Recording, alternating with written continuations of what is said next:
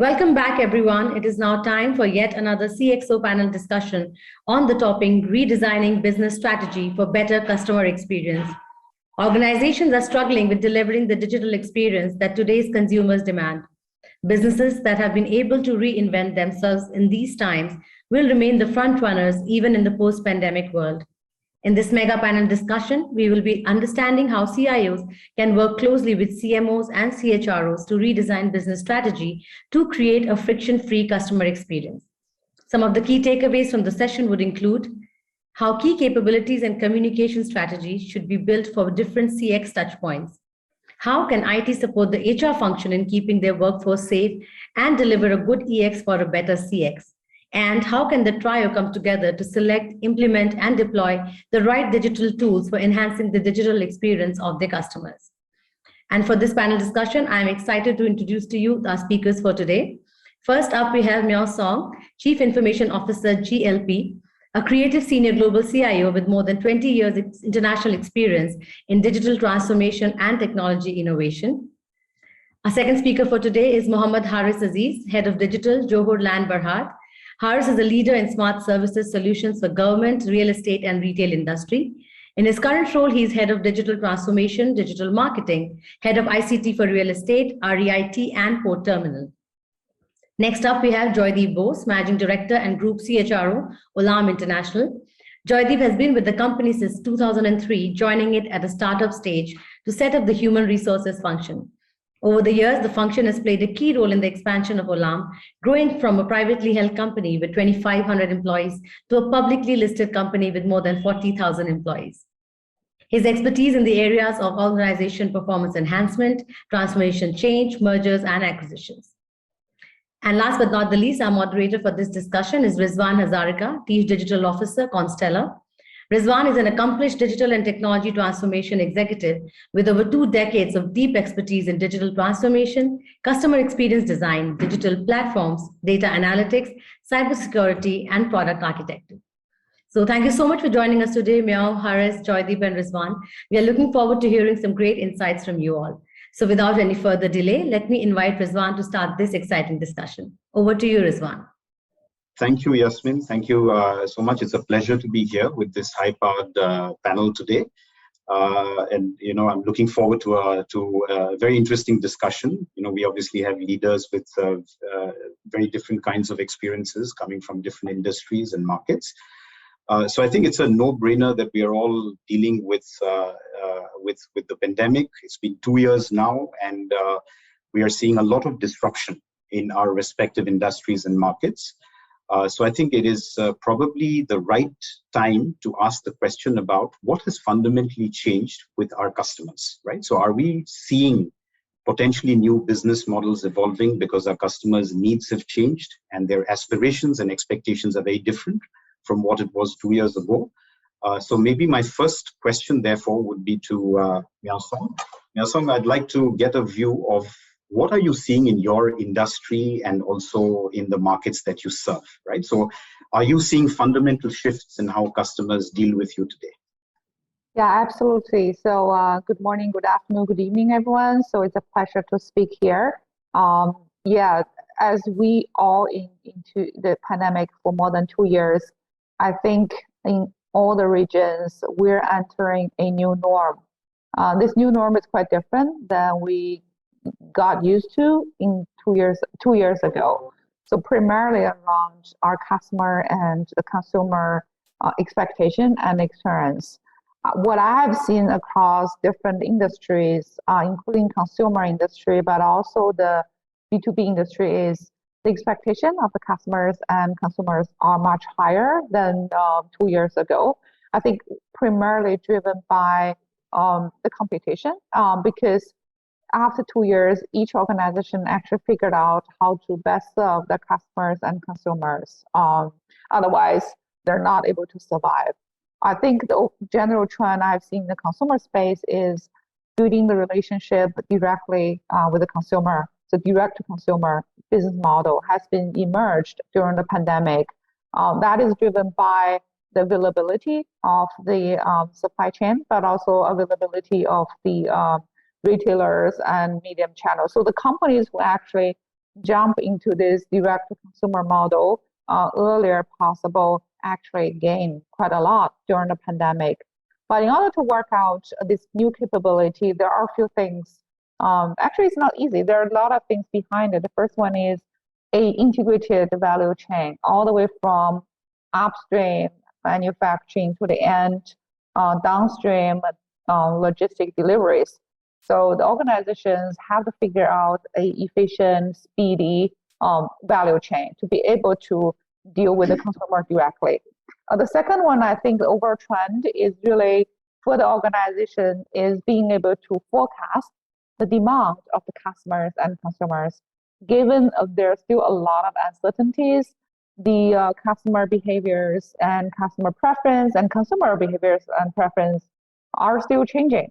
So the organization who are able to forecast in a much accurate fashion around the future demand will win, because in that way they are able to adjust their value chain, again, end-to-end value chain more effectively in the fastest speed to meet the requirements of the consumers and customers, and also react to the uncertainties of the market. And I see actually digital technology, the 2 points I made, the digital technologies, digital transformation made tremendous difference here and also play a key role. For example, how you actually use build digital technology and digital landscape to directly engage with the consumers. It's a question for many organizations.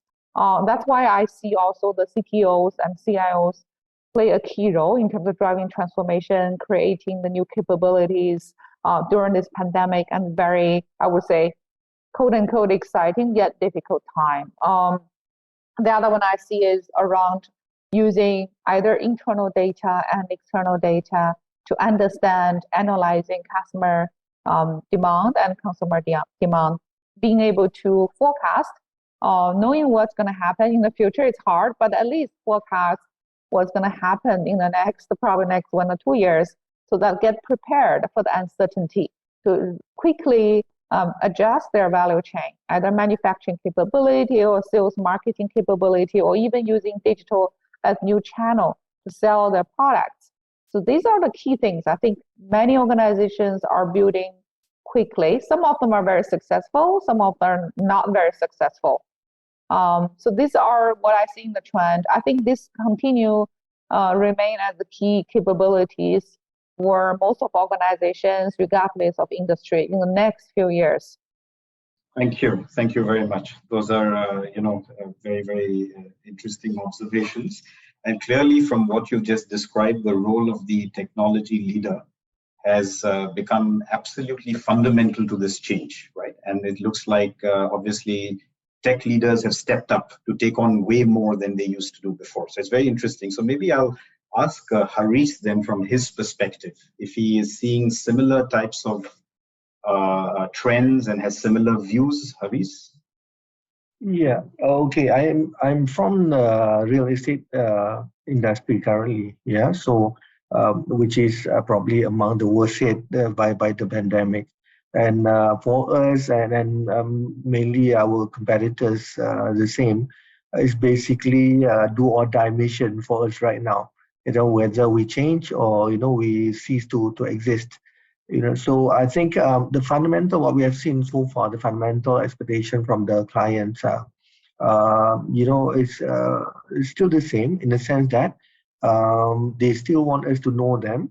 They still want to service them. They still want us to understand them, their present situation. The only thing is that the present situation is different from before. Their present situation, their ability to, their buying power, diminishing somewhat, their ability to come and visit us face to face to look at our products are no longer an option, right? So we have to, basically we had to accelerate our digital transformation plan and strategy, to cater for this. I think, they were now no longer able to come meet us, to look at our product. So we have to look at some sort of an online the capabilities for them to see the product like a virtual reality sales gallery, to allow them to view the products. We are also, they used to have many options to some are even giving us checks for their booking payments and all that. So when the lockdown, the only way for us to work with them is through online. So we had to accelerate that and enable them to be able to work with us in that manner. I think all in all, I think the changes has been done, and like it or not, the pandemic brought forward a lot faster the changes. Even the support from the management, I think, is on our side in giving additional investment to bring in new technologies and all that has also accelerated. And so that's the plus points in handling this. Rizwan? Thank you, Haris. Yeah, no, so I have a very, very similar experiences in my industry too. I think we are also in a situation here in the event space where we had to pivot very, very quickly, and I don't think we had much of an option, right? Yeah. And as you rightly say, we essentially had to try out many, many new things, and suddenly the business case for driving more and more technology change became rapidly accelerated. It has never happened before, right? So there's an opportunity clearly here. So completely understand that. Thank you for that view. So maybe I'll switch gears a little bit and ask Joydeep from his perspective as a senior HR leader, right?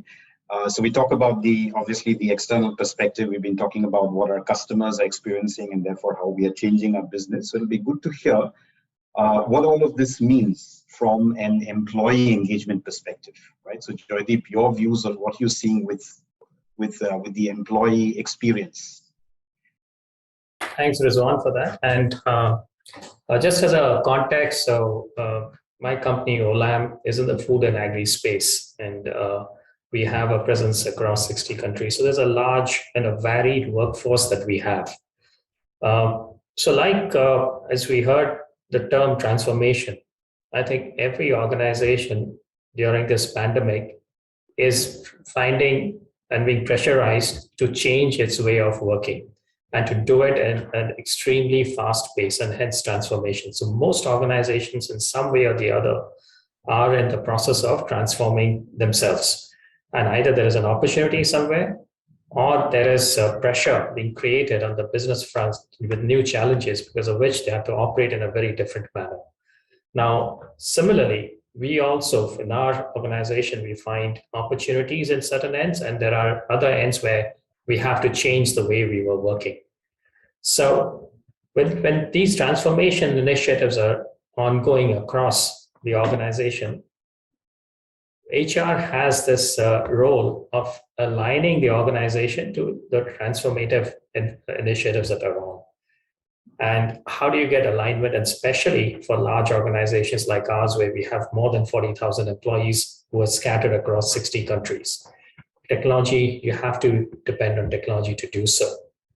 And so that's one pressure point that we are facing, and I would think many other organizations are also facing the transformative initiatives that are going on. The other is we heard about the business case for technology and change. Now, in most organizations, it's business which drives the employee experience also, the customer experience. It often sets the standards for the employee experience. And that was the case early on. And that is still the case today. And that gets even further challenged when employees in their personal lives, they have access to tools which give them a quality of experience which is every day improving on a daily basis. Now, within organizations, we are not used to providing through our digital applications that similar kind of experience that employees get when they use tools in their personal and the social spaces. Of course, that is changing, but that is another pressure point that we have, is that how do we engage employees within the organization? with a quality of experience that at least equals what they're used to in their social space. So that's the second pressure point that we are facing. Now, in all of this, in terms of aligning employees to the key initiatives that are ongoing, we have heard it before. You just have to communicate, communicate, and communicate. Except that the medium of communication has changed. It is no longer one way, it is two-way communication. In fact, it's multi-way communication. So how do we create involvement through opening up some of these issues with the rest of the organization in a productive and a functional manner? So those tools that we can use today, and there are many tools today which allow you to do so, but then we expect the CIO and the information organization to help HR in looking at the most appropriate tool for the organization. So and these tools are now merging. There is we have seen collaborative tools at work, and then we see social medium tools at work. But now tools are merging. You can't have just a collaborative tool, whatever it is, MS Teams or it's Slack, and then you have a social tool which is Workplace or whichever. Now these tools are merging. So how do we go about having a common platform where you can conduct work and you can also socialize within the organization? A big challenge. Yeah, the second part of it is when we want employees to get aligned, we have to continuously listen to them.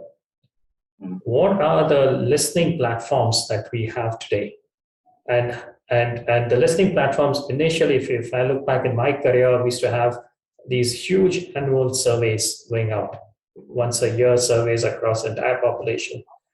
Now, while there may still be a space for such surveys, but that any information that is more than a month old, or even a month is too long, relevance comes down. So how do we have a continuous process of listening within the organization so that we can identify issues ahead of time and address them on a continuous basis? And during COVID, that was even felt at a much faster pace and more intensity.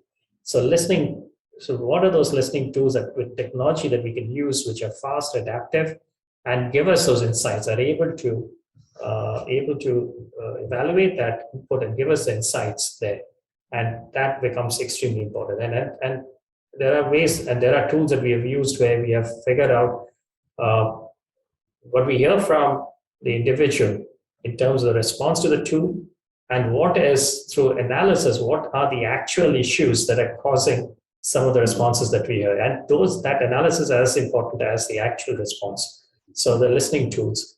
And then the part about where we would like work to be more productive. And we heard that with supply chains breaking, customers becoming more demanding, there's increasing pressure within the organization to make our work more effective, do more with less.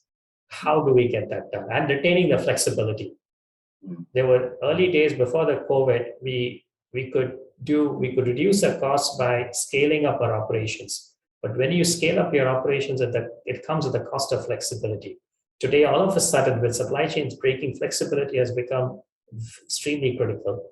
But the cost has not also gone out of the cost is also as important. So how do you get the optimal flexibility with the optimal costs? And within organizations, how do you manage that? And then again, you need technology to do so. And we find increasing use of technology where a lot of things that were earlier manually being done is being done by technology today. How do you manage that transformation within the organization without it coming back and becoming a dysfunctional element? So that has become another challenge. And there again, the CIOs, CTOs have to come together with the CHRO and work out a strategy where automation can be handled with a lot more ease than before. Today, for instance, in Singapore, we have this concept of the professional managers, engineers, and technologists. They call it the PMET workforce. And there's a clear understanding that automation is going to hit 30 to 40% of the jobs that PMETs are performing today in the next 5 years. 30 to 40% of the jobs may not exist or may exist in a very different form. So therefore, on HR and organization is the responsibility to prepare a workforce so that it does not become a social problem, not just for the company, but for society at large. So that's even a bigger issue that we are dealing with, which is the use of technology that is happening at a much faster pace. So these are some of the issues that we are currently dealing with as we go ahead. And here, and in each of these issues, different stakeholders, different leaders, and more importantly, the CIOs and the CTOs have come together to solve these challenges. Thank you. Thank you, Joydeep. That's lots of many different nuggets of wisdom there. Thank you for these insightful perspectives. Actually, you spoke about many different things, but there's one particular point that I thought I would probably want to bring back to Miao Song and Haris as technology leaders, right? You spoke about, it's very interesting, you spoke about using technology to communicate more effectively and at scale, right? You also spoke about the fact that technology makes it very easy to listen and then to also accordingly act on what you're hearing from the ground. You also spoke about a very interesting concept, which I could summarize and call the consumerization of technology, right? That you now have employees who are consumers and they demand best in class because they are very used to dealing in a consumer world, and they bring some of those aspirations to the workforce or to the workplace, sorry, right? So I think if I turn it around and I ask this question back maybe to Miao Song again. So Miao Song, from your perspective again, right, as a tech leader, how do you manage, or rather, how do you respond to this change, right? You've got a workforce that is becoming more and more demanding. They expect the best, right? You're trying to make it easy for them to communicate. And the communication process, as Joydeep says, has become, not only two-way, but multifaceted, right? Mm-hmm. So as a tech leader, how do you enable this change in your organization, or largely from your experience across, organizations? Yeah, I think there are a few things. One is technology to connect the employees and the leaders. That's one dimension. So basically, how you engage internally more effectively through technology. But the second one, I think, is quite important: how you engage with your customers and consumers more effectively through technology. Those are probably two or even different dimensions. I think we need to look at it. First of all, it's important for the tech leaders to really understand what's a tech trend, but also taking a modern approach when you adapt specific enterprise technology. I think in the past, people, every project, IT big project took 5 years to complete. We all remember the old day when we implemented SAP ERP, it took 5 years to complete a global company, but that time is gone.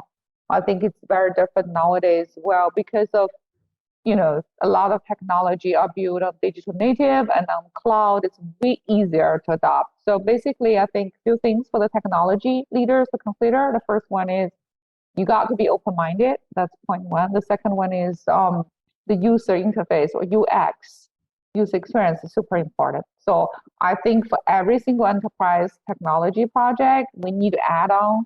In my experience, we add on the function called UX, user experience, focusing on how we improve the user experience to be easier, faster, truly mobile, etc., so that people love to use the technology. I would also call it a human-centric approach on technology and innovation in those space. Coming back to my second point around customer engagement and consumer engagement, this same philosophy. Just take an example on the e-commerce. For example, if an organization launch an e-commerce website, it takes consumer and customer many steps to order product. Regardless your product, whether it's a very rare product or it's a very good product, nobody's gonna go on the website twice. Nobody. So basically, how you actually enhance that experience, digital experience, in an elegant, simple, convenient fashion for the consumer and customers is the key. I think it takes a lot of thought leadership to think about redesign the technology capabilities to be able to engage with the customers more efficiently. The traditional, for example, the traditional enterprise-driven large organization, because the design of the technology were quite different in the past. So I think there's a shift and there's a big transformation work needs to be done so that the fundamental architecture behind it has to be shifted into much flexible, agile fashion. So that's where the transformation of digital core plays a key role. So basically, how I look at the tech transformation in the space, one is adoption of some of the technology. That's probably easy to do, but fundamentally, the digital core has to be transformed as well to be able to be more flexible and to really react to the requirements, either from fast changing requirements that are from internal employees or from external customers. Okay, thank you. Thank you very much. Yeah, so the three words that I'm taking away, right? Keywords, user friendliness, and you're absolutely right. And if you go one step, even before user friendliness, one step forward, you would say simplicity in design, right? So I think that's critical. The other one I heard you say is agility and flexibility, right? So these are literally, I think these are the guiding principles of building that future organization. No, thanks for that. So Haris, do these words also resonate with you? Yeah, very much so. I think some of the challenges that we faced, in moving to the new norm, as Miao Song mentioned just now, is basically, we need to amend or change our business process. All the customer touch points have suddenly shifted, within a matter of weeks or short months. So we have to quickly look at our customer touch points. What are the new ones, and how do we do that? Developing applications, as what Miao Song was saying just now, within ourselves is not easy, So we have to quickly gather around our partners and internally looking at how do we amend the touch points. For example, the leads generation for the real estate products, we have to rely a lot more on the social media, for the leads, and no more, people coming over, browsing or checking out our sales gallery, our house, a sample house and all that. So no more of such things. So we do have to change the touch points. We do have to change how we engage with them. And internally also, I think on taking on what Joydeep was saying just now, even our employees need to change the way they think, much more the way they act, because right now the days of meeting customers face to face is no longer always available option for us, right? So they have suddenly to sell the products through online media, and all the old SOP is probably half of it is go down out the window, go down the drain somewhat, right? And then we have to quickly re-educate, go through our change management process, and then as they say, the customer is as happy as your happiest employees. So if the employee are not happy, the way they interact with the clients, so it's not going to be easy. And customers, as much as we can do on the online and whatever not, we do have to instill and put in some personal touches. So that's the challenge for us to balance up, being just plain digital and some human touch in there. So that's the one we're trying to balance up. And we built a strategy house for our digital transformation, and we are always focusing on what we are discussing here today. Coincidentally, first is being really, really customer focused, and focusing on the changes and then the challenges that they are also facing. Secondly, is actually being enabling our business and mobilizing our business even better to achieve greater efficiency. And thirdly, is actually being looking at our internal employees, going through the change management, making sure that they don't feel left out in the whole process, because not everybody are tech savvy. So some have to be handheld, we have to handhold them going through the whole process, and they are actually our face to the customers, right? So we do need to do that. So Rizwan, those are some of the things we have to balance, and so those are the challenges that we have to overcome to be where we are right now. Thank you.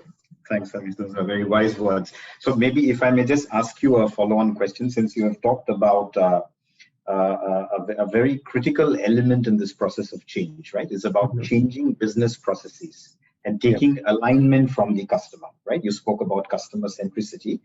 So, we all know from all of our experiences, right, that it is one thing to talk about business process change. It is a very different, right, type of an effort that is required to actually drive that change and make that change, right? Yeah. So from your perspective, since you are in the process of, driving a lot of change right now, right, how do you typically collaborate across these different departments? So I think what we are now clearly hearing, right, is that in some sense, that old world model of, essentially working in departmental or functional silos is not going to work, right? Our world is fundamentally changing. It always was, but I think the pandemic has induced rapid change, right? Yeah. So how do you drive collaboration across these different stakeholder groups, right? So you've got, obviously HR involved, you've got marketing, sales, and other functions. So what has been your experience? Yeah, so I think one thing that we cannot do anymore is work in silos. I think pandemic has brought us together, like it or not. Everybody has to be in this together, So when I developed when we developed the digital transformation strategy, everybody has to have a buy-in, So so much so that even our leaders are saying that digital business is going to be a must for us, So from the bricks and mortar, it's going to bricks on and clicks, that is the enablement part. But we are also looking at the property technologies to move this along, and to even generate revenues from that angle, right? So having customers' data and working through those and defining what will be the best move, next move for us is key right now, right? So we have to. There's part of my role is actually to also look at the digital marketing.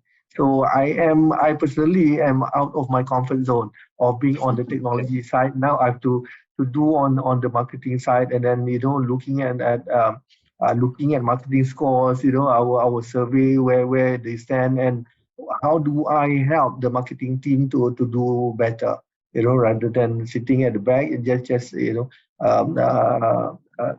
enabling. Right now I also need to sit together and drive this, So, and of course the on the HR part, I think we have to work together with them, and then bring everybody to the surface and really work things through.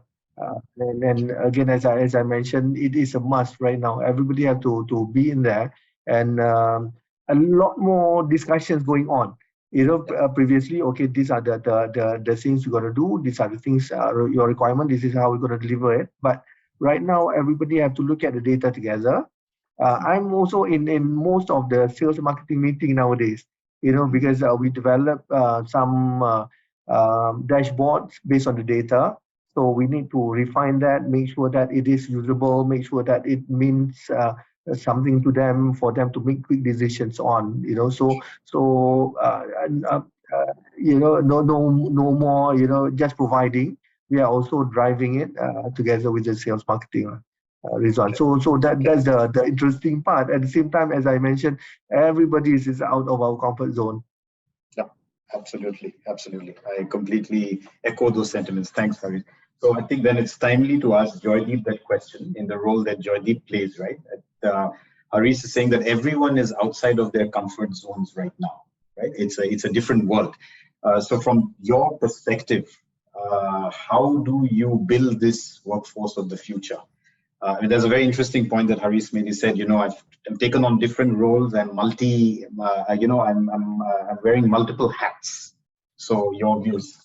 Yeah, I think very well articulated by Haris that organizations are facing this challenge of acquiring and retaining customers, and the customer having more choices. So businesses have to work harder in retaining their customers. So a big part of the skill capability that businesses require across their workforce is the whole thing about customer centricity. It has been important before, it has become even more important now. That how do we ensure that all our systems, processes, everything is geared to the customer? Every role holder is working for the customer, and in what ways are we defining their performance KPIs so that customer is being served through those outcomes. So that is something which cuts across all organizations, whether you're a B2B or a B2C or a B2B2C, wherever you are on the value chain. So that's one part. The second part is we've been discussing for the last 45 minutes of how technology has become pervasive across the organization, and there's no role today in any part of any organization today which does not work with technology. So increasingly we find that in every functional area, there is that interface with technology, and people who are able to manage that interface well, where they are able to understand in the current way in which processes are happening, where can technology play a role, and how can technology make that process even more efficient, and those people who are able to make that switch from being a pure play process owner without technology and to one with technology, those people and those skills are becoming increasingly more important. So we spoke about how collaboration can happen. So while there is collaboration at the top level where strategies are being shared and there's an alignment on strategy, but at the execution level, it is actually about each person in the organization being technology aware, so that they are able to see the potential of technology and be able to suggest what technology can be used so that the process becomes more efficient. So every function today has a technology angle to it, and that capability has to be built across the organization so people are more savvy around technology. And more so, as we heard, that there are, unlike when you look at the customer, most businesses have common sets of customers because you carve out customers in a manner so that you can service customers accordingly. But when you're talking about employees, they are cut across the whole organization and they have different backgrounds, different skills. So as Haris was saying, his frontline, they may not be technology savvy, but there are other people in the organization who could be technology savvy, especially people who are working with technology more closely. Now, they would have different needs, different requirements, and different skill requirements too. So how do we address within an organization people who could be quite different from each other? And that is also another issue. So overall, I would think there are two areas. Customer centricity is one, and then making organization more technology ready from a capability perspective to the other second area, which would be important as a two key skill areas. Okay. Thank you, Joydeep. Miao Song, does this make sense to you, hearing Haris and Joydeep talk about making employees more and more tech savvy, right? So I guess in the role that you are playing, this is part of an ongoing process today, right? As a technology leader, enabling, right, the business to be more and more tech savvy. Yes, yeah, I think it's a big shift actually.